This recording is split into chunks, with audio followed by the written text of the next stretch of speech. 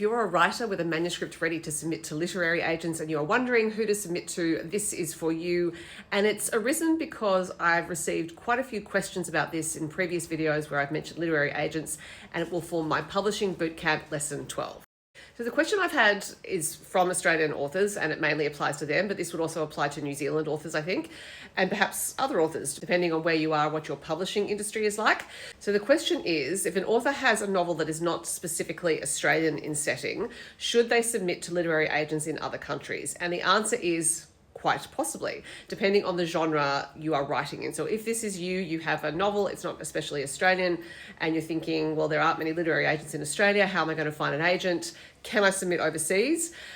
I would encourage you to do so, particularly in a genre like romance, or it could be sci-fi or fantasy, where there is quite a robust readership in other countries for that genre, and where there are Australian authors who are already published overseas in those genres. And we know that there are Australian authors who are published overseas in sci-fi, fantasy, and romance.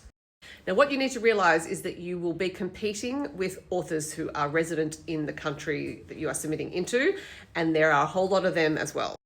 So you need to think about what is going to make you stand out. This is true also if you're submitting in Australia. Every author who wants to get published needs to think about what makes them stand out, and you can see my previous videos in this bootcamp for that, or rather for information on that. So you need to write the very best manuscript you can. Where you live is not actually relevant to the story you are telling because the setting is not Australia. So what you do is emphasize your experience writing in the genre, and you have a really, really good pitch. And I will have a video coming up about writing a pitch. I did make one ages ago, but I'm going to update it.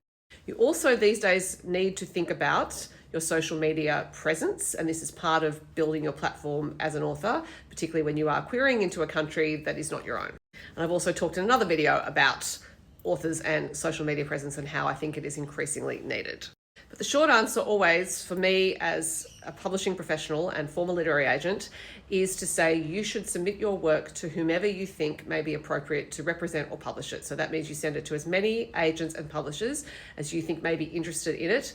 You spread the work wide. You just make a note in your query letter, submission letter, that you are sending it to a lot of different people so that no one gets a surprise. But you always have to do the very best by your own work. No one is going to do better for your work than you, and that includes an agent. That means that you need to believe in what you are doing so much that you are prepared to take the rejections that are inevitably going to come when you send it far and wide, because there's no one who has had a 100% acceptance rate. So that wraps up this video. There are several more to come. Thanks for watching. Bye.